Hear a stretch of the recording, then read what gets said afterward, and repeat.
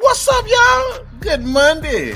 Good to see y'all. Listen, y'all. If y'all don't know, this is TFG Tonight, and I'm your host, Mr. Haynes. And this is the best morning show that you can watch at night. Y'all listen, that's Devin, that's Lee, and that's Kenny.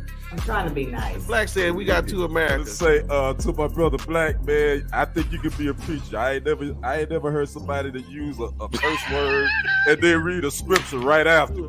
So let me state for the record, I am a misogynist. You know, Pull out your card, Doc. He's and I'm a chauvinist as well. Anybody who knows me knows that. That's right.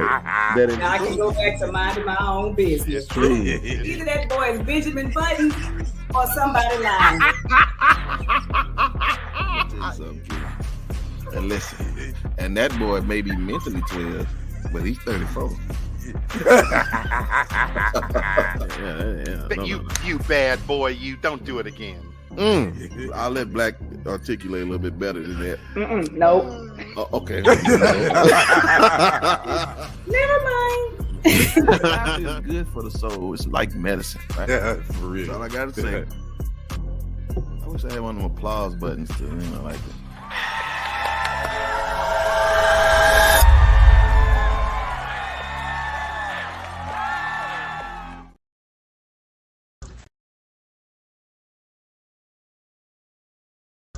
Good morning, y'all. Happy Monday. What up, everybody? It is a Monday. It is a Monday that all are present and accounted for.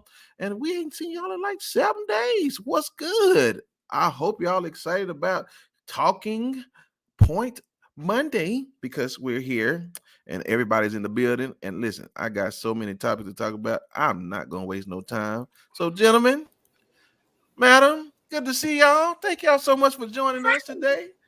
Hey, y'all excited? I am. What's up? Kenny's Ready to go. Back. Everybody's Yes, here. sir. We all ready to work. Listen. I'm just 100% excited, and that's for sure. And so, I always want to start out. Just remember, ladies and gentlemen, this will be a talking point tip jar. You'll see the cash apps below. Please feel free to allow me an opportunity to get me some Starbucks in the morning, or somebody getting a pig in a blanket with a cinnamon roll. You know what y'all do? Y'all do that donut shop. Yeah, or, I like the Earl Campbell's. They do Earl They actually do boudin too. They do boudin. It's pretty good. I like that boudin. Now I don't play that. So anyway, y'all. So I'm not gonna waste time. Listen, because we got a lot to talk about. So let's keep up with Clarence. Oh, Clarence Thomas.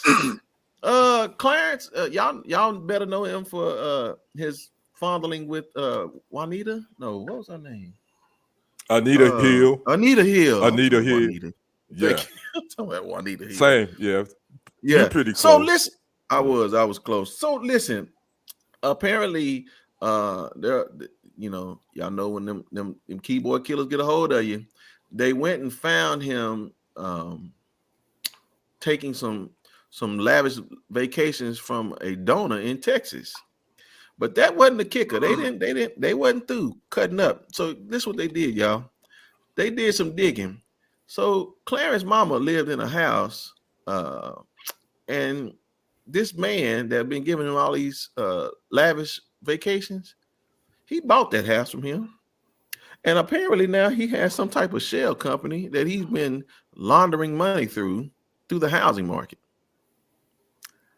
I don't know what they're going to do about this, but it's probably going to be a little bit of nothing. But Clarence, they're going to always start with us. So it was about time that it happened like that. But are we surprised? Not by a little bit, right? No. So I just want y'all to know. Shot. Yeah, he's on the wrong side right now, and they don't like it, and that's what we do. We go hunting and we go digging. So Clarence, you married a white woman. Just always remember that. So anyway, I just want y'all to know we're gonna keep that. That's on our radar now. So we're gonna watch out for old Clarence because I don't think this is the end. I don't think this is the end at all. So yeah. All right, so no, not at all. I'm not gonna play with you today, Kenny. So I got in trouble last time I started doing that. But we got a couple follow-ups now. Yeah, okay. We got a couple follow-ups I want to talk about. Number one, Shaquilla, they're not moving forward with pressing charges. Now I didn't get that.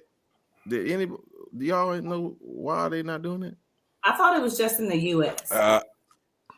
Okay, it's just the U.S. The U.S. is they watch it. They said they don't have enough evidence to federally charge or go forward with a case in her death. Now Mexico is on basically what that is. It's all on Mexico. That's basically what they're saying. Yeah. Mm-hmm. Well, that's not gonna happen there because they was already trying to make it something else. That's pretty jacked up, man. Yeah, it's a lot of stuff going on in Mexico right now, though. Like a lot of people are like they're not having fun anymore over there. Sister, don't plan your next trip over there. I guess I don't know. No, that kind of bothers me because I was wanting to go to Cancun, but now yeah. Well, go to Corpus Christi now. I'll go to Cancun. Yeah. Right. Hey, I know. Go to Miami. Go to Miami or something. Go see Uncle Luke in Miami. Now listen, she'll dig into that business later. We'll move on from that. I'm just saying. We'll talk about. Yes. So I guess I feel sorry for that family, man. That's to depend on the Mexican police department. That's not gonna happen. Let me just make this one come. Sadly, not only did I not even follow this story, and this is nothing, not that I don't care about her, but I'm so desensitized to it, and my expectations were so low in the first place that I didn't expect anything to really come of it.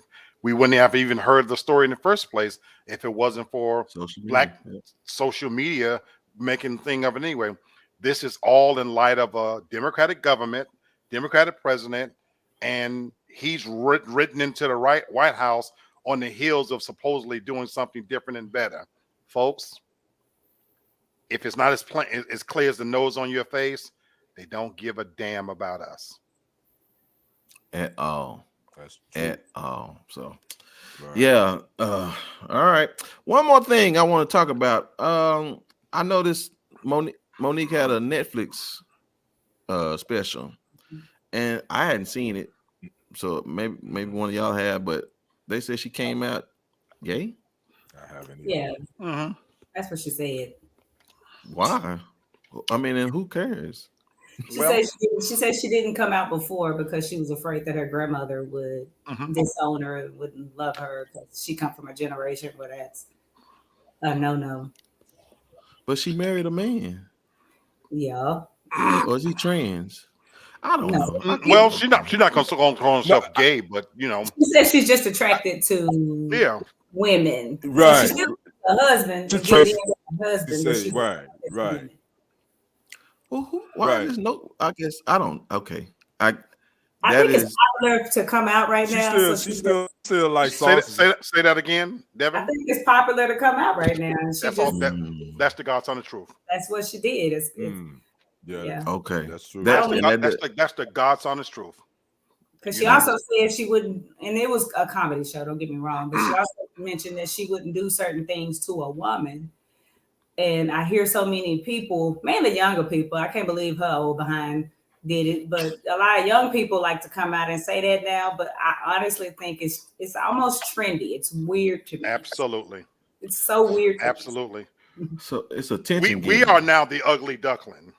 Heterosexual, straight people, cis men, or whatever title they call for us. You're the ugly duckling now because what's wrong with you that you don't do these things? You're right. That's where we are. Somebody that said that they don't believe that anyone is straight. I just thought that was a weird statement to make. That's where we're at. Well, quack. Well, just call me Flavor Flav because I'm ugly. Just call me Flavor Flav because I'm gonna be ugly to the day I die.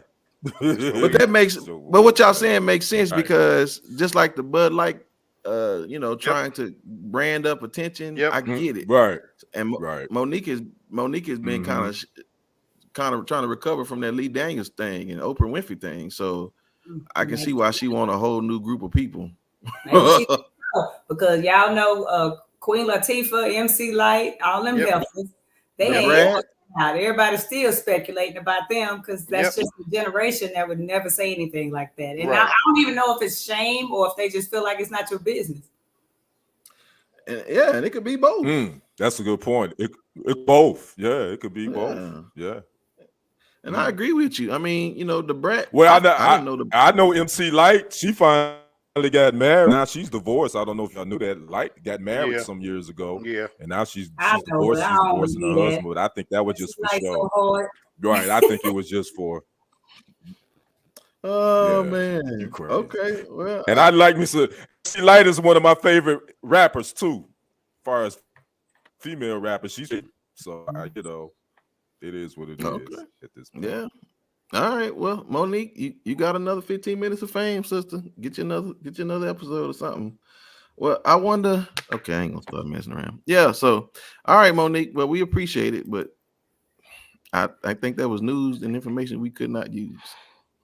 The biggest takeaway is the comedy. Right. The comedy special was trash. That's what everybody said. I had okay.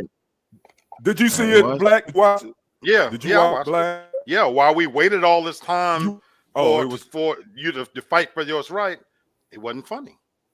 Well, wow. I watched it reluctantly because I was kind of mad at her because I don't know if y'all remember not too long ago she was telling black people to boycott Netflix because of how they treat black people, and then she went and got a special. That's why I don't ever listen to that foolishness. What? Yep. Look at it. What's up, man? He said the special was garbage. Yes, it was. Crazy. It wasn't good. I was That's disappointed. what everybody is. I've heard it say. He used to be my favorite comedian, and that was just not funny. It was just a bunch of storytelling. Wow. They said she was all dropping MF. She just MF this and MF that. A lot of just doing unnecessary cursing. Yeah. That's crazy. Oh, okay. That's crazy. Wow. Okay. Well, okay, Monique. Well, we'll see you on the other side. I guess. I don't know. Okay, what we got next? Oh, yeah. Okay. Listen. So y'all remember, well, maybe I'm the only one. No, me and Devin. Probably. Did you? I don't know. Did you qualify for the tax, the extra money to get for the kids? Yeah, you got some kids young enough. I got it one time, yeah. Yeah. I think I got like $4,000 or something. Okay, yeah. See, well, listen, they trying to reintroduce another one.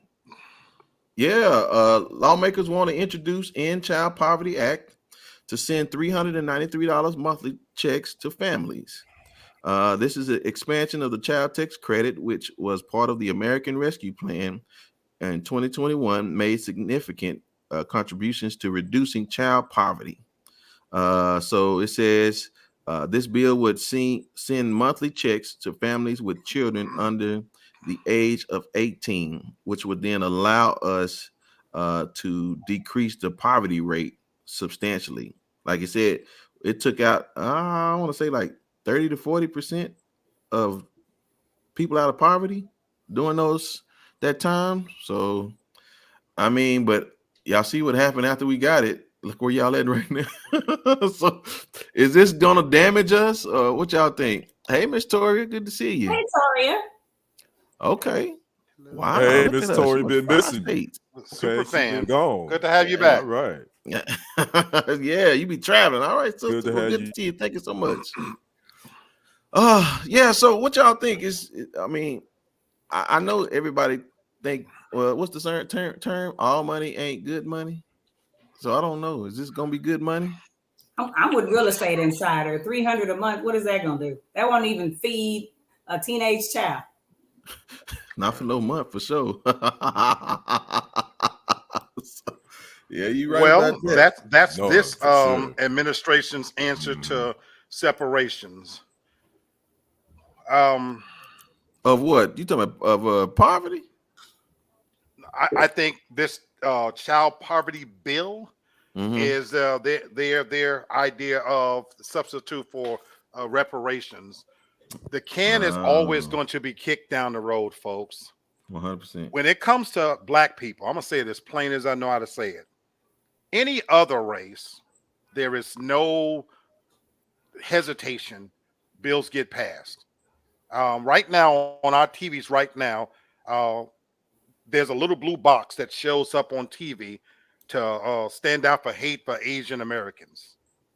Transsexuals and the LGBT community, bravo, I applaud you, because you've been able to do in under 20 years what we haven't been able to do in 400 years. Jewish people take care of their own. Every other culture, every other race, there's no problem seeing them as people, as equals, and worthy of being taken care of. With African American people, that can is always going to be kicked down the road. So where California wants to do this and another state wants to do that. So, a movie said it best one time. They view African Americans as children that they need to be taken care of. And so we'll give you the scraps from the table. I'm not going to invite you to the table, but here, dog. And it's a damn shame.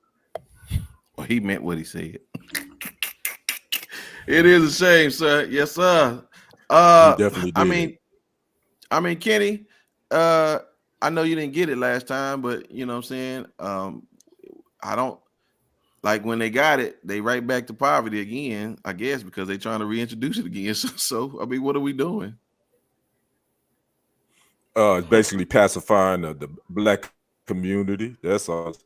A little bit of money from the government. A lot of our people be like, "Oh, we in there. We good. They good people." It's just another one of their other psychological holds they have on our mentality when it comes to the government and the Democratic Party, more specifically taking care of black folks. That $300 ain't gonna do nothing for no family. Just like the real estate insider said, that may take care of one bill. That might take care of electric bill for a month, maybe, if that. You know what I'm saying? So, it's just again a psychological game that they've been playing with our people for 400 years.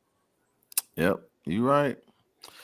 All right, sister. I know you'll take it if they send it to you, but I mean, my kids are grown now, so I don't get nothing. I believe it's just an increase to like welfare. I think to qualify for it, your income is going to have to be so low to where it really won't make that big of a difference. Like I say, I think they gave out like 3 incentives like that during that COVID time. I only qualified for it once. The one time they didn't go by income. At one time, it was anybody who had a child under a certain age could get it. But then after that, you no longer counted. So I don't really trust it. I just feel like it's going to be given to people who probably already qualify for something like welfare, which is not even enough already to help support a family. They have to live like in the projects or whatever low income housing is available. And the extra 300 is they probably need double that just to make ends meet today, because as we know, things today don't cost the same as it did even 2 years ago. Yeah. And that's the last point I want to make. I'm sorry, Brother Renton. Oh, you good, stuff like this makes me really angry because it's a double insult to me. I'm a single male who works, and you come from my taxes first. Right. I don't get any breaks. Right. The harder I work, the more taxes you take out from me. But then the insult, the true insult, to call it a poverty when the cost of goods and services have gone up, food, gas, housing. Have you guys looked at what it costs to have a car note now? They're topping $1,000. Yes, sir. And in housing. So Not it's an insult insurance. to attach the word poverty to this. Right. And then the fact that some Americans like myself, who I've been working I'm 55 years old. I've been working since I was 14 years old. Where is my break? Where's my incentive? Right. It's a double insult. Miss Tori said, Mr. Black, some of our relatives we went to see are 91,089,000. No. I don't think 91. No, Oh, that's their their age. age. That's their age. Yeah. Y'all finna break it down. Okay. Thank you, sister. You stay on me. They said exactly that. The black community does not stick together. They said if they would stick together, the courts would be so better. You're right, sister. Yep. Well, I'm just telling y'all, we just reporting the news so y'all can know what's coming down the pipe. And so we'll see what this leads. So we'll make this a follow up if anything transpires for that. But don't y'all go spend that money because they ain't seen it yet. Y'all know how we do. We already ready to spend something and we ain't even got yet. So, but whatever. All right, brother. I think you up, man. Good to see you, man. For real. Always Yeah. so. Hey man, it's good to be it back. is early. Man, Yes, sir. how y'all doing? Going all right? Good. All right, good. Well, we're gonna have a good conversation this segment. But before we get to the meat, I gotta give y'all appetizer. First of all, we gotta talk about the NBA playoffs. We had upsets. Doggone my hometown, my born city, Milwaukee, took an L in game one. Antetokounmpo went out in the first quarter with a back injury. Test came back negative. He may not be ready on Wednesday, but we took the L. Miami beat us in game one. And them Lakers, they went in Memphis and got one. The Memphis Grizzlies guard Ja Morant went out in the fourth quarter. He injured a hand that he was already nursing the injury. X-rays came back negative on that. Don't know if he's going to be ready in that next game. So those were two of the big upsets in the playoffs. We got two games going on tonight. The Nets at the Sixers. The Nets were up at half. And we got the Warriors at the Kings tonight at 9 o'clock p.m. on TNT. And I'll talk a little bit more about that in my thoughts because I'm getting the CAN award from me. And we'll talk about that in my final thoughts segment. If y'all don't know what the CAN award is the Clown Ass Nose Award. For those that just joining, I'm giving out my Clown Ass Nose Award in final thoughts. But we got to get to some serious stuff, family. First of all, you know what? Before I even give you the background, Brent, just roll a video. All right, sir. Man, don't tell the people I'm sir. producing like that, man, because now we trying to get on me. But hey, run that video. Downtown Atlanta Road. Coming up here, and just got a conference with the legislature, real estate thing and all, and downtown Atlanta, staying here at the Omni Hotel over by the CNN. Ain't seen a white person in sight. Homeless ones on the street. Every restaurant looking in here is black. Every car beside them is black. They can have Atlanta. It used to be a fun place to come to up here. They can have this place right here and stuff. Ain't no way. Ain't no way. Just need to. There's your. Yeah. Well, it was just a sign up there. Had Obama and all them on there. It's just crap. Yeah. Yeah. You and Borf need to come up here and go hunting. Yeah. And stuff, man. Ain't nothing here, dog. Ain't nothing but blacks up here. That's all it is. Atlanta's done gone down, man. Just gone. Ro, look at this nigga trying to pull out in front of me right here. Look at this nigga trying to pull out in front of me right here. Hey, did you see that tree right there? Yeah. Did you see that tree right there? Ro will hang you from that tree. Yikes. Hey, so this piece of ish of a human being is the name Mark Taylor. And the reason why this is sports related, because this person actually is a speed trainer that coaches high school, college, and professional athletes. He's taking pictures with Nick Saban. He's coached. He has his own business in making speed edge sports. And he uploaded two other videos that were even worse than this one. Video where he was home service and said, "I want some wings for these niggas up here. I want you to find me a white girl and find my boy Joe a red bone so we can do what we do to him, throw him over the balcony." And this gentleman is coaching, has his own business. So the video speaks for itself. I want to start with Brother Black. I want to get your thoughts on Mr. Mark Taylor. I guess for me, not only am I not surprised, it just speaks to, for me, the comfort in which the climate that we live in, that he feels comfortable putting that video out. Right. I hope, I can sit here and tell you with all honesty, I'm not angry. Doesn't bother me in that sense, you know. in the world. But this is where we are. Trump, I'm not pulling no punches. Trump ushered in an era where they feel comfortable saying that, no matter where they are. But Trump didn't invent this, so I'm not going to put it all on Trump. Trump's merely pulled the Band-Aid off of what was already there. America is one big festering sore that we've always put chamomile lotion on. It's always been festering sore. Now it's cancerous and it's open and it's spread to everywhere. So much so that with the onset and proliferation of social media, we get to see it now in all its glory. I happen to live in Atlanta. I chuckled a little bit because if you are riding through downtown Atlanta, you would get the impression that this is all blacks, But here is where I caution my people all the time not to get too comfortable.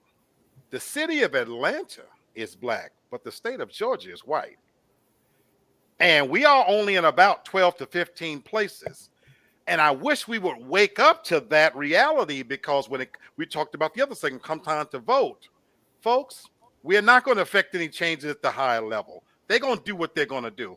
At the smaller level where we can make true effective changes, that's where the true power lies. So you know what? Since Atlanta is not fun for you, get your ugly dog head ass out of here and don't ever come back. And the reality is we still have sundown cities right here in Georgia. And I know, oh my God, they still have sundown cities where I know that are certain places I can go to, but I better get my fat black ass out of there before sun goes down. America haven't changed all that much, folks. The man that's the president, I've been saying this for the longest, and I'm tired of screaming it. He remembers a time when he could jump on my fat back and click his heels, and I would have to carry his old ass to Dollar General. Yeah. So you want me to believe that that's gone from his heart and mind and soul? I got a bridge to sell you. Wake up, people. That's what they think. That's what it is. And I'm not impugning all white people. I promise you I'm not.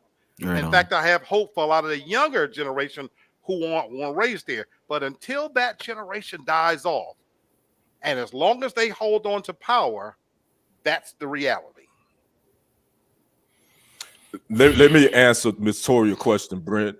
She asked, who is that talking? His name is Mark Tate. He's a speed training coach. I found this video on sportskeeda.com. It went viral. It was posted everywhere. People were talking. This gentleman was found guilty of stalking a woman back in 2009. He was later convicted of making harassing phone calls to his ex-wife, who filed a domestic violence case against him. And according to the report, his ex-wife is the one that leaked these videos to social media. She was able to get to his iCloud and grab those videos. According to Miss Devin. They become. There's nothing like a woman scorned. Miss Devin, I definitely want to know your thoughts. Well, I differ for Brother and the Black. ex-wife leaking these videos. I differ. That actually made me angry because the video that I saw circulating on social media it wasn't that long. So I didn't hear the entire video. It was something about this is where they would hang you from a tree or something like that. I didn't hear that. I don't know if this man is of retirement age, if he's an alcoholic, but yes, Trump has ushered in certain things, but and like you said, maybe he felt comfortable saying that because that was just a video maybe he sent to his wife or something like that, and he didn't plan for it to get out because y'all know we have freedom of speech, but it ain't free, right? So he must be in a position where there could be no consequences that come toward him. And I'm just gonna say I don't condone violence, but and I'll let that be because I'm gonna need him to ride. Since this is circulated, I'm gonna need him to ride through Atlanta a few more times when it's a little more, when it's a little bit busier and a little more crowded. And I need him to use that same verbiage as he's rolling through Atlanta. And y'all know he would never do it, but I also want to give his ex-wife kudos for outing his punk ass out. And I just hope she don't have the same thought process, because to keep it secret and to have been with that individual so long. But I'm glad she aired him out. And he's just one of them people you hope run into the wrong person one day and say the wrong thing. And I hope he got fired, but he's no longer able to associate with anything anymore. Well, I definitely sent everybody to his Facebook page. It's called Speed Edge Sports. Those is watching, go to his Facebook page and light him up, if you will, and tell him Kendrick sent you, because I went to his page. And I saw some pictures of him working with kids. He had pictures of kids. He had pictures with him and Nick Saban. Brenton, I want to ask you this: how this individual is working with the minds of our youth? He's been able to do that. And he has these thoughts. Obviously, most of his people, most of the guys and girls was black. What's your thoughts on him having this type of mindset, dealing with our people? Yeah, that's normal. Like, unfortunately, like I want to be clear. If y'all don't know who's teaching our kids in school, it's Karens. it's the Karens. It's the Karens of this world. They teaching our kids, and again, here it is. If you're not overtly being that way, if you're standing by, and there are quite a few that are not, but if you're standing by and you're watching people of your same ethnicity mistreating those in a different color than you, then you're just as guilty as they are. And the problem is, I'm tired of playing Inspector Clouseau to try to figure it out. Why don't you just say what it is, and then I can get along with people who are racist. Yeah. I can. I'll say it again because y'all may think I'm lying. I can get along with you. Yeah. So it doesn't bother me that you're racist. It bothers me when the government allows you to act a fool with your racism and they don't do nothing about it. Because just like I got to behave myself and my thoughts, then you should be equally having to behave yourself and your thoughts. Again, I can work with you. I don't think there's too much more I'm going to do with you, but I'll work with you. Right. Right. But other than that, ain't nothing else we doing. So, I'll speak to you if you live on my street. But yeah, I just think that's why we have to be so included in our children's lives, because I don't want that to be the biggest voice in their ear. Right. That if I can say it like that. So beautiful point. Beautiful. Yeah, point. Just don't. Don't let them be the biggest influence in their lives. I've dealt with that. I've had to allow my child to get this situation, to be in that situation. I just told her, you got a daddy. You know what I'm saying? Ain't no need for no another daddy. So you got one. So don't worry about none of that other stuff. So yeah, that's what they want to do, man. So beautifully said. Beautifully said. Well, I'm gonna end my segment with he did vote for Herschel Walker, that y'all know. So you know who you're dealing with. He voted for Herschel Walker. So and he an idiot. Mark, he would have got the CAN award, but it's another award I'm gonna give him, and I can't say that over here. I might get that. Okay. Pulled, so I'll let that one slide. So I don't want pull. So I'm done with my sport brother. Brenton, back to you. Okay, man. Hey, man, I appreciate it. Again, good to see you, man. I know you taking care of business last week, but glad you're here. All right, listen, y'all. Yeah, I want to ask y'all this question. So real quick, I know, when y'all hear the national anthem, do y'all respond in kind with the gestures and the hand over the heart and no? Okay, no, I don't. I stopped doing that in 2016. Right. I used to get on my phone and scroll. Right. I'm an inactive Jehovah's Witness, so we have our own issues with it. Yeah. Oh wow, Miss Tori. No, I know see, right, that's the buffoonery. Yeah. But just know we got you back though. Yeah, that's all I gotta say. Yeah. So well, listen. Right. I want to know, how would you feel about Jill Scott when she remixed the national anthem. Tell me how y'all feel about it if y'all heard it sang like this.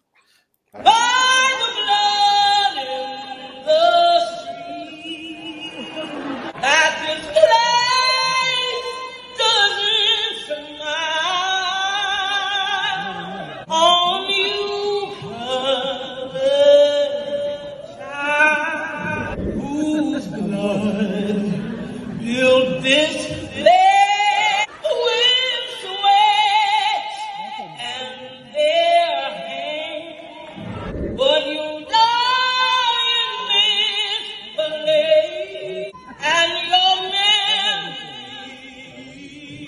reigns. Oh, say does this truth hold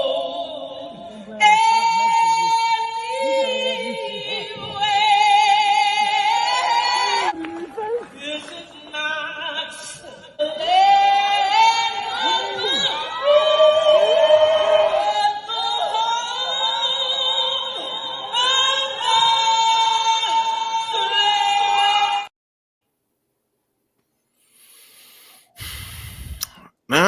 Now, I appreciate that remix because it held truth, right?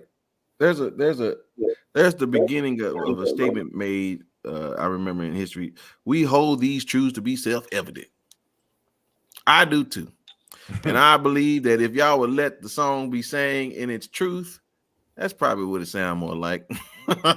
So just around. I mean, what I know y'all. What do y'all think about what Jill, how Jill did this, sister? Did you appreciate it? Well, I think she has a beautiful voice. It made me kind of sad. Y'all know that song "Strange Fruit"? It's an old school song, and it's black bodies singing. But if you don't listen to the words, it just sounds like a beautiful song. But if you listen to the words, it has a different feeling. That's what that kind of remind me of. It's like she has a beautiful voice, and I love to hear her sing, just like that song "Strange Fruit." You know what I'm talking about, Brent? Look it up. But I bet, because I promise y'all I've heard it. It's a big deal. Okay. But the and that person also has a beautiful voice. But if you listen to the words, you don't hear them singing anymore. You just kind of focus on what they're saying. So that's kind of what that is. It kind of made me a little sad. Okay. Black, what you think about it? I guess I don't think anything of it. I think it's awfully brave of her, to be honest, to put herself out there as an artist, because one thing about America is it likes to pretend that it's very nationalistic. And, we even know that we still have cops killing African-American men. Nothing was done. And that got lost in the whole kneeling thing with Colin Kaepernick. So I think it's awfully brave of her to do that. So I respect her from that perspective, but I don't know if she thought it was going to come on, catch on or anything like that. But far as me, I never put any weight into the song itself. I'm an inactive Jehovah's Witness. So my allegiance is not to any flag, emblem, or anything anyway. For the record, anybody who goes back and watch this, I'm a proud American. I wouldn't want to be in any other country. Don't know any other country. You're not sending my fat black ass to Africa because I don't know nothing about Africa, and I don't want to go to Africa. So, but having said that, I also recognize America for who she is as well. I forget which comedian he said it best. Chris Rock. He said, "America is the uncle that puts you through college, but that also molests you." Wow, Kenny. Is it more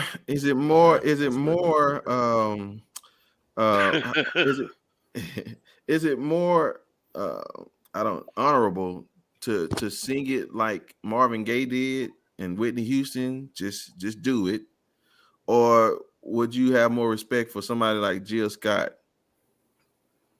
who switched it up, although she wasn't at no event? They shut her mic off. Right. I would agree with Black that she definitely, I give her much respect for doing that, because she could commit career suicide with this country, with the and all that, we know who run those, and for her to twist this country's national anthem, they ain't gonna take too kindly to that. So I definitely applaud her courage in doing that. But comparing her to the Marvin and Whitney's doing it, I think I appreciate them all for different reasons. Do I really care about them? No, I do not. America forgot about their plans, and they don't sing that third part where they talking about going and killing slaves and on their blood. They don't want you to sing that part, but you can sing but to answer your question, I respect Marvin, the late Marvin Gaye, even though they sung it beautifully. To me, theirs are the best versions ever, in my opinion. But I didn't put Jill Scott story by herself. Black Power, my sister, and you know me, I'm all with that. So I thought it was dope. And saying that one. Right. Yeah, she did a great job in speaking her truth, and I think that's what she did, and I won't take that from her.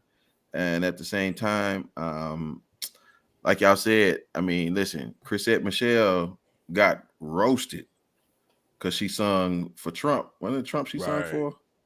Yeah, she did a song for Trump, man, and they roasted her. Yeah. So, I'm just all I'm saying is we just got to get to a place to where we we respect each other's position. And I think she did what she did at her concert. And so we're gonna let her be with that. And at the same time, she told the truth. And I'm pretty sure a lot of us would say, yes, that's how I feel. But she was just the one that chose to say it out loud and in public. And so for that, sister, I give you much respect. Right. So, all right. Miss Toria said, yeah, she liked the words, but she don't like her singing. And yeah, I get that. She heard Strange Fruit. What she say? I love Jill Scott. Hope she does not get any backlash for it. I really did not know that was her. Yeah, that was Jill. Yep. All right. I love Jill Scott for a whole nother reason, though. Me too. A couple of years ago, y'all me too. When she demonstrated, Black, yes, you want to talk about it? Yes, sir. Fellatio. You want to talk about it? I know fellatio. You want me to talk about it? Go ahead, my brother. Y'all leave Jill alone. I'm gonna tell you something. Jill's sexy as hell, though. Well, just in general. She performed she could teach some things out there. A couple of years. But she got mad. She had all those people brought it up. Was going crazy. Her and Erykah Badu. Put why she should bitches out of one business. did it. But then she get mad. She got mad. I think she got mad because I don't think she got mad. Okay, well, I could be wrong, but I thought I remember her getting mad, but maybe not. Okay.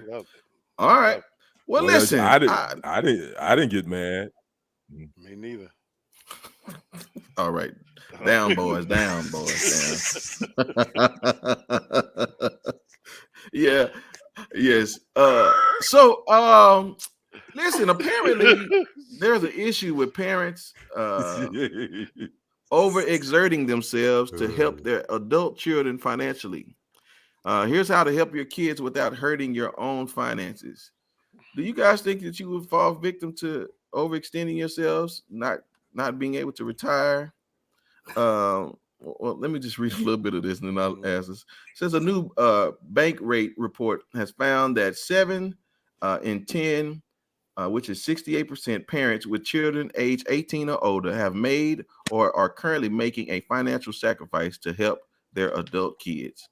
And while it's understandable to want to support your kids, especially during such an anxious economic period, it might not always be the smartest move. Black, is that a smart move? Not for me, but you know what? And so I'm not even gonna go off the rails on this one, because ironically, I see this in real life happening every day, and I have family members who are living this reality every day. Southerners and New Yorkers, we're raised very different. You know, and I know I'm from New York. People, for the record, people don't know that, but I've been living in the South so long, I consider myself a Southerner more than a Northerner. Having said that, in the South, that at least my experience has been, you know, kids get to be 17, 18, 19. They want their own place. They want their independence. They get their own place. In New York, you know, it's very common to see grown children still living at home with their parents. That's not looked down upon. That's actually very common. And I just had a conversation today. We're talking about this. I have family members, my brother, let me just go, you know, no, I'm sorry, I'm gonna put him out there. The reality is I see it all the time where it's some badge of honor with some parents to, I'm gonna do whatever I can to make sure my children make it. I'm gonna make whatever sacrifices I can. And while that's admirable, to me, it's foolish. And I could be a lot more harsh. I'm not going to do that. I maybe because I was raised from a different generation. I'm going to do the very best I can to enable my children to be able to fend for themselves. Now, I have a son his work ethic was shit. And the baby mother, she made sure it was shit. You can trust and believe. I live in a 1-bedroom apartment. You can't live here. You can't live here. You're grown now, you know, and so I'll be damned if I'm gonna go back to where I'm scrimping and say, I like eating all of the shit that made me fat and healthy and whole, and I'm going to continue to do that. So I'm not going to be sacrificing what I'm going to eat, drink, and when I die, I want to die on the bed. So you better get your shit together, young people. Sister, I'm gonna give you this one. It says further, the report findings show that baby boomer parents were less likely than Gen X parents to have made a financial sacrifice to support their adult kids. For instance, 50% of Gen X parents compromised their retirement funds to help their children, while only 38% of baby boomer parents did the same. I must be on the other side of that number. That sounds. What you think about that? That do sound right. I know of Black parents who have put their whole houses up to bond their drug dealing sons out of jail and risk losing it all behind them doing something they ain't got no business. Now I'm gonna try to be nice, right? Because I love my kids. But y'all got me effed up. If you think I'm going to lose one hamburger from my mouth to support somebody grown, I tell my kids when they coming up through life, if you want to get grown and go off to college and help be guided to do the right thing, to be because I wanted my kids to grow up, get out of my house with no debt, minimal, you know what I'm saying, no struggle. They decided at some point they didn't like my rules. Although I didn't think my rules were too strict, they wanted to do their own thing. So guess what? You're going to do your own damn thing. That ain't got nothing to do with me. And I ain't going to ever let you be homeless. But guess what? When you come to my house, you're going to still have rules to follow. And you got 3 months to get your punk ass out of my house. And I want a whole check to save it up, because we saving up your check so you can put a deposit down on your apartment, because ain't no way I'm gonna go to work every day and be pissed off at folks while you sit at my house and watch Xbox. And ain't no way you gonna be living your life on your own as an adult, eating crab legs and being irresponsible and going to party, and I'm gonna give you my check. You got me effed up. I just don't believe in that. I believe everybody got the same opportunity, because can't nobody tell me nothing about a struggle. Because don't nobody know struggle like I know struggle. You're going to have to pull yourself up by your bootstraps, because I don't believe in that bull crap. And you sorry MFers that would let your mama put their house up so they can get your punk ass out of jail after you sold drugs and made decisions that you know was going to end your ass up somewhere. You ought to be ashamed of yourself. You a sorry MFer. Bravo. Mic drop. I have nothing else to say. Thank you, sister. Brother Kenny. Devin Divine scrolling down there. I think she need a tip. Somebody tip Devin, please. Yes, sir. That was that's Devin deserving a talking point tip, John. Yes, sir. Tip that woman. That's a talking tip right there. Tip that beautiful lady. I don't know what you want me to say, Brendan. Well, after that, I don't know what else to say. No problem. Listen, I'll give my piece. That's fine. I'll slide you over. Wait, my here, real quick. I say this real quick with my piece. I think as a parent, even though when your children do because still are their parent. Now, if they're out there and if they really got some things that they're trying to make happen, I think as a parent, yeah, I'm definitely going to support my child, whatever I can do, help you, as long as I see you putting in work. But like Devin said, now if you just sitting around wanting to play on video games, no, I'm not giving you nothing. No, you got to get out and get it. You know, go get it and come back with it. But if my children, I do have 3 wonderful adult children, I would say my daughter, she's kind of been a little bit of a challenge for me. Yeah, had it for some cars and kind of did some things, but my children has been pretty. They go get us. So for me, I haven't had that issue. But as a parent, I think you're always going to be a parent. As long as your child is trying to make it happen, I think you should be able to help them, but not give them your own retirement. Hell no, don't do that. But help them out a little bit. Mm-hmm. Yeah, I'll say this just real quickly. My thoughts have changed over the years because I was definitely putting everybody out at one point in time. I was. That's just what I did. I think I remember. But I've changed. Yeah, I do. Yeah, I've changed, and I'm actually practicing it now. But I had to come to a compromise because you can't be in my house and be you're gonna have to be an asset and not a liability. Like life should be a little more easier for me that you hear as an adult. And so no, you're not here, like you said, playing Xbox and chilling. No, I'm gonna teach you what the real world gonna teach you. You paying rent, you paying bills. I mean, listen, I promise you, the rent I'm offering you, you ain't gonna find it nowhere in life. I don't care if it is a cop. You gonna have to. I mean, it's better than I promise you. What I offer you, you won't even find it out there in the world, nowhere. And you with people that love you. You have to pay more and go stay with somebody that don't even know you and probably steal from you. And may do something else to you. Mm-hmm. These folk out here crazy, man. So I just want you to. If you're gonna be here as an adult, I just want you to be more of a asset than you are a liability.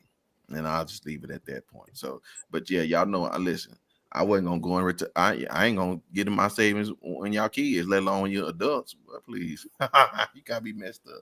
Yeah. So, all right. Well, I just want y'all to know what's going out there in them streets now. So, sister, let's talk about it.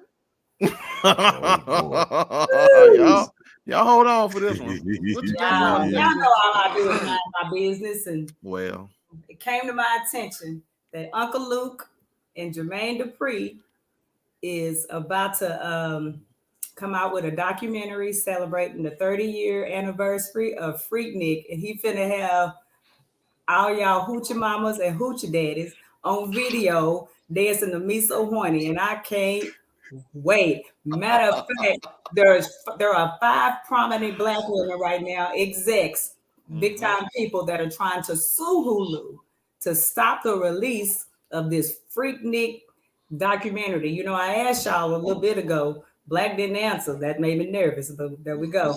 Where were y'all at during Freaknik in 1994?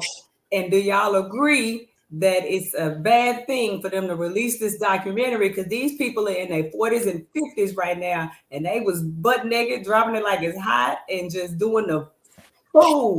You know, the great thing is some of these videos are foggy.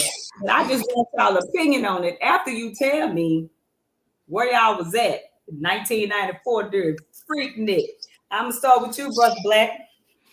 I was right there in the thick of it. Yes, sir. Yes, sir. Yeah. And I pray to the gods above that I show up on screen and get my due. Because this fat man that's sitting in front of you, once upon a time, I was out there and I was doing it and doing it well. I'm proud of it. I don't have no shame whatsoever. I have no problem whatsoever. Somewhere out there, there's videotapes of me with bitches with no arms, midgets, and some more shit. I did it. I owned it. I love it. I'm taking every memory I got with me. I can't do it now, so I love every bit of it. And when Freaknik was at its height, it was nothing better. Oh my Yikes. God, to come to Atlanta and the HBCUs. And like I said, I love these hoes more than they love themselves. So I can't wait to see this documentary. I'm so proud of it. And for you aunties and whatnot, own it. I don't care what you're doing right now. Once upon a time, you shook what your mama gave you, and I took every little bit that you gave me. Thank God. My mama. Ken, where were you at? And are you concerned that some of these big business owners and politicians might be in there with their G-strings on, popping it? First of all, let me say I wasn't in the ATL with the Freaknik. I wasn't there, but I was in the state of Texas on some other kind of freaking you Jodeci stuff, and we won't talk about that because that's not we digging in. We digging in at Freaknik, so we're gonna keep it there. So, number two, to answer your second question, I don't think these professionals should be tripping. That was 30 years ago. Come on now. It's fair use, to be honest with you. I mean, you can try to sue them all, but that's 30 years ago. We all got 30 years ago we embarrassed about. You know, my thing is, we know that ain't you now, but it's gonna be nice to look at you when you see what you was freaking with. Yeah, I want to see what the judge got. Yeah. Yes, so y'all be all right. Don't worry about it. You'll be fine. Britton, what were you doing at the Freaknik and at the Kappa Snapper around 94, 95, 96? No. You ain't throwing all that in there. No, we're gonna stick with we're gonna stick with the Freaknik. Nah. Yeah, I was in seventh period. Right. English. Yeah, I was in seventh period. Yeah. Oh man, I forgot because you way younger than us. Yeah, I am. So but I traveled up 45 before, and I'll leave that at that. So, but yeah, I to be honest with you, I'll say this: you gotta understand, people that are our age now that were doing it back then, they pretend as though they weren't those type of people to their kids. And that's what's going to be the problem. Right. Not so much as that they should be ashamed of, but it's the fact that they've been fronting for all these years and, getting on to their kids because they doing TikTok challenges and all this other kind of foolery when, right. Yeah, I mean, somebody show your glory hole, honey, on video. And they might not bleep it out. So that's the problem that they're going to have. That's the problem they're gonna have, and so and I'm not ashamed. If my kids ask me what I did, I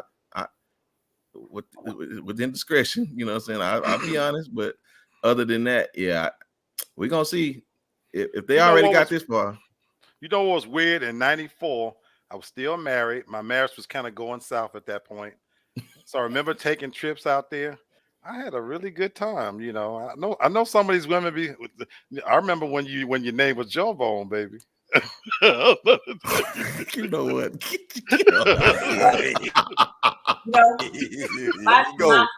My daughter, she texted me. She said, "Mama, do I have to worry about you?" This Freaknik video. She was like, "Where were you at '94?" And I told her I was minding my damn business. But the truth is, I was actually still in high school. So that's right. I was built like a number 2 pencil, so they wouldn't want to be there anyway. Wow. Skinny wouldn't. No. I was probably chasing some boy that didn't want me at the time. That's what I was doing in '94. So I'm safe, more safe than Freaknik. Wow. I'm a big looking seeing the rest of y'all. So me and Black the oldest. Me and Black the oldest on the panel. Right. We the oldest. We the old Sean Jesus. And Marlon. We the old dudes. Okay. That's right. Sean and Marlon. Okay. There are some negative aspects of Freaknik too that I saw where there was a lot of horrible things happening to women and stuff that. So there's some good and there's a lot of bad that I wasn't aware of. I didn't understand, that was. I've seen it firsthand. Now on a serious note, gang rape mentality, molestation of women, but at the same time, the environment was conducive to that. When it in the middle of traffic, and girls were taking their stuff off, and so you got a bunch of guys like ravenous wolves Now I was looking, now I wasn't, most of the dirt I did was like at hotels. I would just be viewing stuff like that, but I was right there in the thick of it. I really was.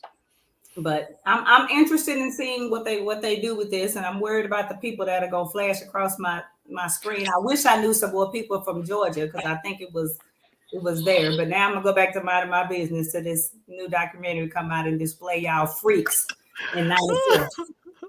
Yeah, for sure, 100%. I will say this, those things, even with the girl going wild, like it was bad. Like stuff was happening to people, but yeah, I don't. Again, I'm not gonna get into that conversation, but we knew what we was going out there for, and unfortunately, that's what it was. And yeah, I did see some things, but for me, like if I saw something that wasn't supposed to happen, like dudes like beating up on girls, you know what I'm saying, I would stop him. Right. I mean, it was a white dude trying to beat up on a black girl. I said, "Fool, you in Houston? What you putting your hand on a black woman for?" Yeah. So you know what I'm saying. So we had the chin checking. Anyway, let me move on. Yeah. All right, listen. What's the last museum y'all ever been to? Do y'all dabble in the arts? I love museums. Do you? Yeah, I do too. The Civil Rights Museum in Atlanta was the last one that I went to. Okay.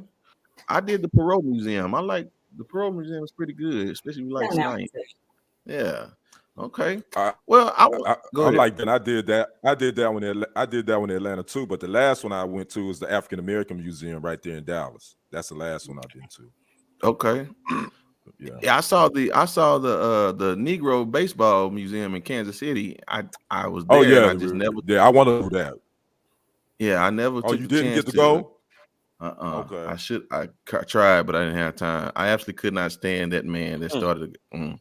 Yeah, he was a booger. Well, I want to introduce y'all to the Museum of Failures. So I thought it was interesting. I thought it would be something that we could talk about, and I want to show y'all a video right quick and tell me what y'all think of it.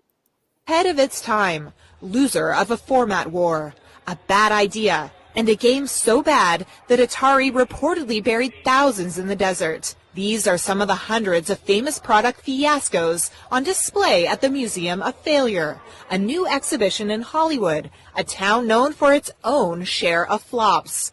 As innovation evolves into irrelevance, these items offer a glimpse back at how companies try to anticipate or catch up to rapidly changing consumer behaviors. I really enjoy when I see people actually immerse themselves into the different objects here at the museum, and then when they leave saying, I got a new perspective on failure, it's not that frightening.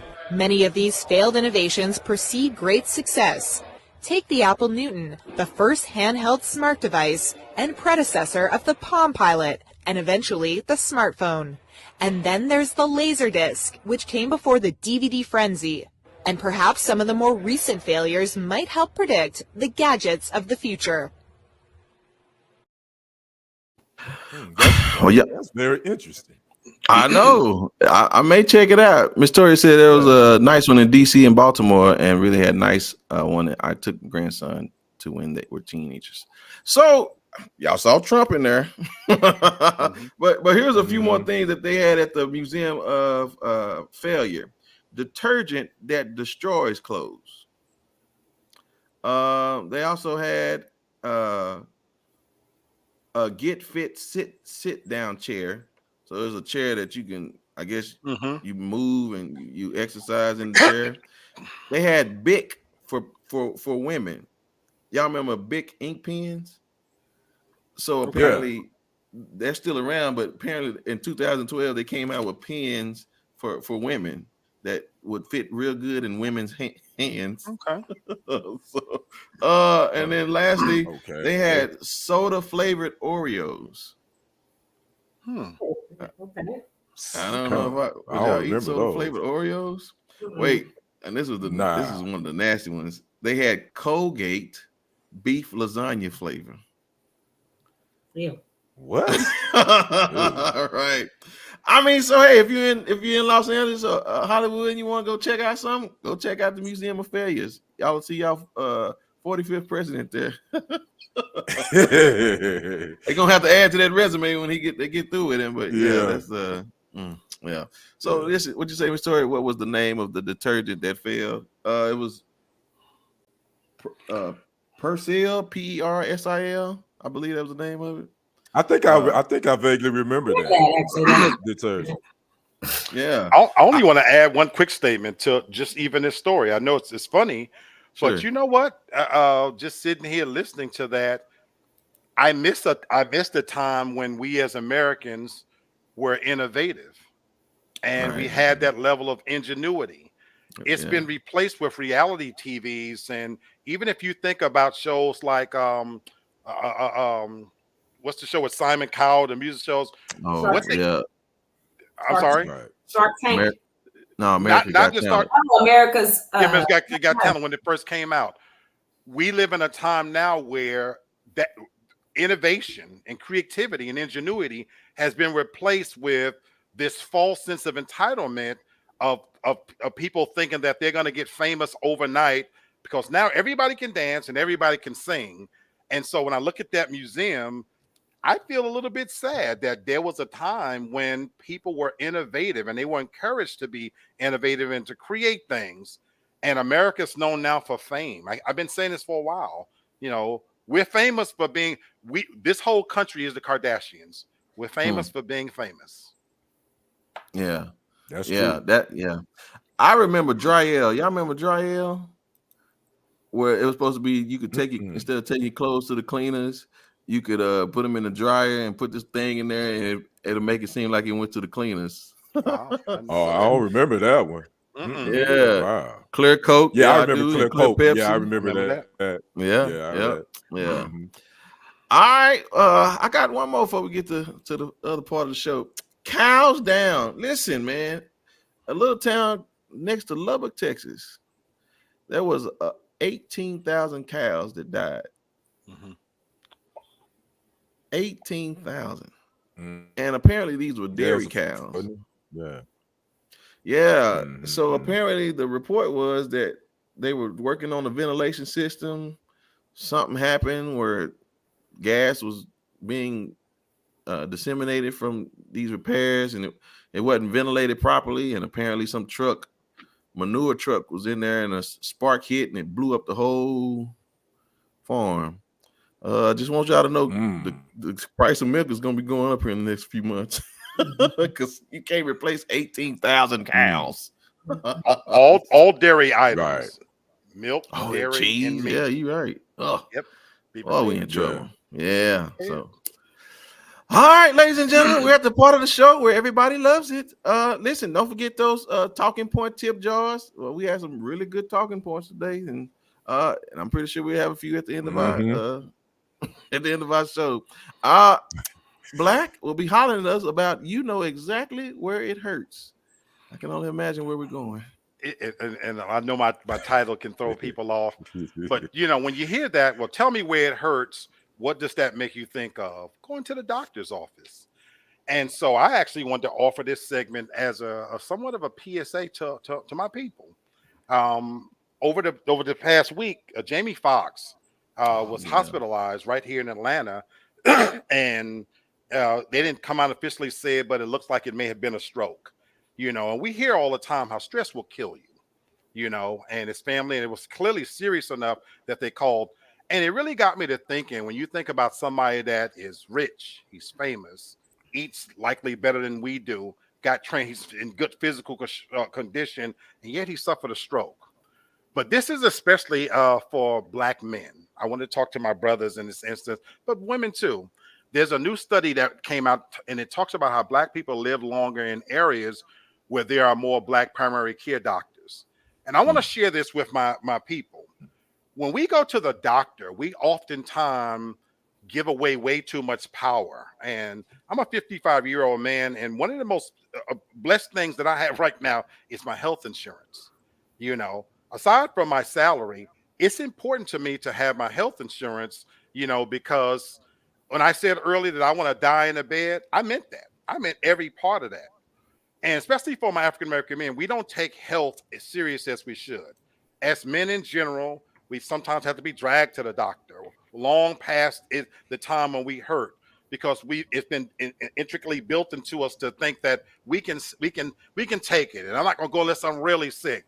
Let me talk to my brothers. We already are an endangered species as Black men, and the rates of cancer, especially pancreatic cancer and certain forms of cancer, it's coming for us first. Heart disease, stroke, and all those things coming for us first. I want to challenge Black people and men especially. Look at who you have as a primary care physician. Think about maybe changing doctors. Here's the reason why. This study talked about the fact that by having an African American doctor, there is a better communication between the doctor and the patient of being of the same race, because Black doctors tend not to hold stereotypes that are implicitly biased towards their Black patients. And they also tend to offer more preventative care to Black patients compared to white doctors. And if you don't think that's true, when I go to the doctor every single time, and I've had white doctors, and I'm sorry, this is not racist, it's just what it is. You know how they ask you on a scale of level to 10, what's your pain tolerance? Well, they have an inherent bias built into them that we big Black bucks and a big old Black strong man like you can't really be hurting. So when I say that my pain tolerance is at 11, it's literally been dismissed. And a lot of times we think, when we think of a doctor, that they're in control. It's your health. You're paying for it. If you don't have a great relationship with your primary care physician, you have the right to change. And what I hate is when we as African Americans get into the doctor's office and we talk about all the shit that pains and ails us. And the moment we get in that tiny room, we let that doctor run in, tick, puck, puck, puck, and walk out without telling that doctor everything that's wrong with you. Folks, if you got health insurance, you better get in there and tell them, I don't give a damn from your toe to your headache to whatever. Nobody's going to take care of your health like you. And you have the right to demand the quality of care you deserve, especially if they're taking it out your check anyway. So I implore you to look at whoever you got as your primary care physician, and it might be time to make a change, because somebody that looks like you, who've gone through what you go through, know what we go through, they're more likely to take better care of you and to be more understanding of what we have to go through every day. Because I got news for you out there. It's stressful just waking up being Black. That's man. Thank you, sir. Yes, sir. Yes, sir. Always great points. Bringing the knowledge. Great points. Sister Devin, would you concur with all that? I agree, because usually when I read a chart of a Black man, he just started going to the doctor and it's like the bottom falls out. And I just feel like a lot of that could have been caught and treated before he had to come in with this extreme diabetes and kidney failure, and then it just seems like it goes down from there. And I just think we need to start taking advantage. If you have health insurance, you need to take advantage. And if you don't have health insurance, I still call it Obamacare. You should take advantage of Obamacare, and it at least help cover preventative care and admissions to hospital, for emergent reasons. Yep. And that's our resident nurse practitioner. Thank you, ma'am. Thank you. Now, y'all do it. Actually, go to the doctor. That's right. Yeah, you're right. Oh, yeah, that's you right. Get your prostate checked. You get your colon checked. I got 2 more years. Right. I got 2 more years. I gotta get to them. So hold on. I'm not too enthralled with shooting things up. Anyway, come on. Final thoughts time. Uh-oh. Great show. No. Uh-oh. All right. So listen, great show again, y'all. Appreciate y'all for being here. Since you already there, Black, give me your final thoughts, brother. My final thought is a shameless plug for an episode of Real Talk coming up this Wednesday, to which I want to invite you guys. We're going to be talking about parenting and discipline. It came up on Saturday, and so I would love to have Devin, you, and I've invited some special guests. It's amazing how organically this has come up. When you look at all the things that's going on right now, especially with our young people living at home a lot longer, and discipline. And there's such a wide chasm of views on discipline now, because when I grew up, it don't look the same. And I want to have a real open dialogue about parenting and discipline. And I hope you guys show up, because it's going to be raw. It's going to be real. Mm-hmm. And it's going to be, I hope you guys show up on Wednesday. This Wednesday? Okay, yeah, okay. Yep. All right, man. Since you invited me, I'm in there. But I told you the other day, I can't keep up with y'all now. Y'all go in there. Y'all scuba dive. I'll be in there snorkeling. I try to keep up. Nah. That's thank you. So yes, sir. Wednesday, what time? 8 o'clock Eastern Standard Time, so 7 for you 7 guys. Central. Okay, cool. You still do 2-hour shows? No, you doing one. No, I normally do an hour and 15. This is going to be a 2-hour show. Okay. We're going to get every perspective, and this will be a serious conversation. Yeah, I'm down. Okay, you're right, Craig, and I'm down with it. I'm gonna get it done. It is what it is. All right, Brother Kenny, let me have it, man. You handing out awards, you said. Yeah. If you new to the show, I just started my new segment called the CAN Awards, and for Sister Devin, she like to hear me cuss. It's my clown ass nose award. So that's when you come, I'm gonna be giving them awards out, and no respect to color. But this time, this week's clown ass nose award is going to the Sacramento Kings Security. Sacramento Kings Security took my man, one of the greatest rappers from the Bay, E40. He was escorted out of game 1 against the Warriors. And the thing was, the security rolled up on him, but the Karen woman was the one been talking trash to him all game. But guess what? The big bluff back man must have been the one was the problem. He was escorted out of the game 1 of the Kings and Warriors game. And E40 made a statement. He said he was racially profiled. He said them racist fans was getting at me, talking trash. So I said something back. So again, my clown ass nose award goes to the King Security. Y'all leave E40 alone. He ain't did nothing. So watch your step next time. So anyway, that's my final thoughts. That's it. Thank you, Miss Toria. Good to see you back. I'm glad you enjoyed yourself. Yes. All right, y'all. Don't y'all forget about them talking point tip jars that we got there at the bottom. Appreciate y'all. Madam, what you got to say today?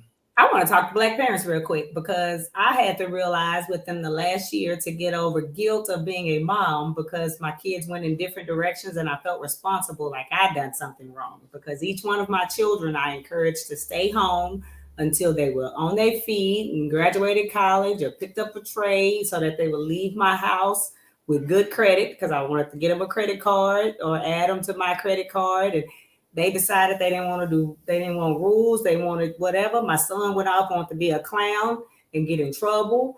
And people judge me for how he is now, because he can't come to my house, but you can't come to my house. I don't clown at my house and act a fool, and you decided to go get tattoos and whatever you want, that's your business. So do what you can by your kids and try to do the right thing. And if they choose to go left, it ain't your problem. I'll help them out as much as I can, but I am not going to continue to stress myself out and worry myself to death behind these kids. And I want you to know that all of us have a choice, and they had a choice. They chose to do the fool. So I don't know. That's on them. Don't worry about it. Give them to God. That's what they always used. My grandma used to say that. Just give them to God and don't worry about it. Bravo, sister. Bravo, sister. Bravo. I respect you. Much respect. It's funny, we're going through the same thing at the same time. I'll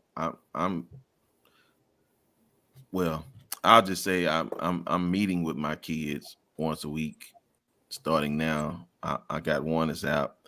And so one, I'm having to kind of strong arm a little bit, because social media is more important to them than them getting that other stuff. So social media will be no more coming Saturday if I don't have no results. Yes, sir. As long as I'm paying that bill. You gotta do what you gotta do. Right? Oh, yes, sir. Yes, sir. Because when I keep paying that bill, no. I'm tired of all that dancing around here. I need to see what you finna start doing. No. enough of the dancing. Right. So anyway, yeah. So Black, I'll be on the show because yeah, I can't, man. Yeah. I hope y'all join us. Okay, so listen, here's my final thought. I ain't missed nobody then. Everybody said something. Okay, so have you ever been in a fight, physical fight? Like put your hands on something? You ever put your hands? Oh yeah. I know sister have. Kenny? Oh yeah. You pretty. I know Black have. I'm pretty low key. I've had some barking done, but it didn't escalate. Yeah, if I had to guess, I would have thought you'd probably be the only one you ain't had to put your hands on nobody. Dang, Nah. No, I knew you. No, I knew you did. I knew this one up here. I already know. Yeah. So that one over there, one over there, and this one up here. I already know they didn't put their hands on somebody. So well, here's I have a question. What to my fighters, and Kenny, you can try to take a stab at this. What's the number one rule when it comes to fighting? What's the number one no? You never don't turn your back. Don't turn your back. That's right, sister. What's the number one? Stay on your feet. Yep. Okay. All right. Well, take a look at this for a moment and let's talk about it.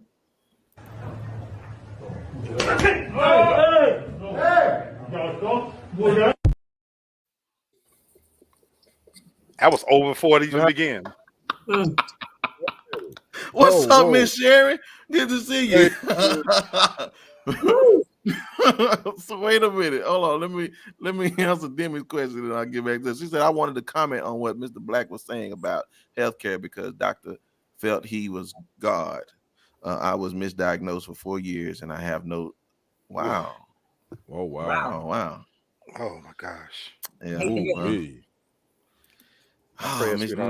Yeah. Demi, you didn't mess up my final thought, but okay. I'm sorry. I'm gonna show my video again. So that's I hope all is well with you. Yeah, for sure. Much love to you, Demi. Okay. All right. Back to my final thought. So let's take a look at this video.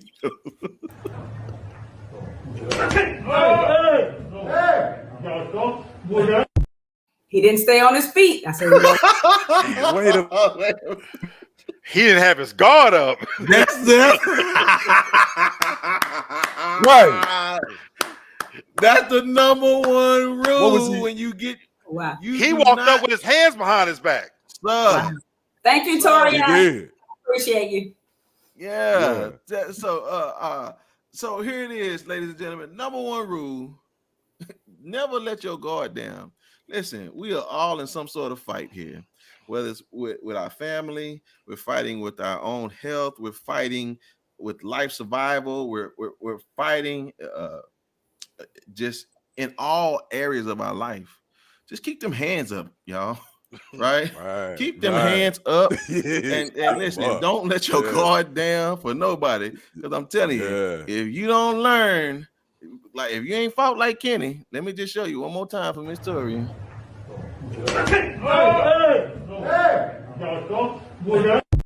Straight two-piece. That's a prideful man. And listen, as the word says, pride comes before the great fall.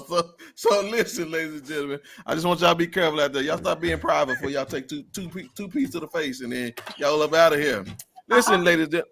Yep, that's Kenny, that's Lee, and that's Devin. We're going to see y'all on Monday. We out of here. Peace.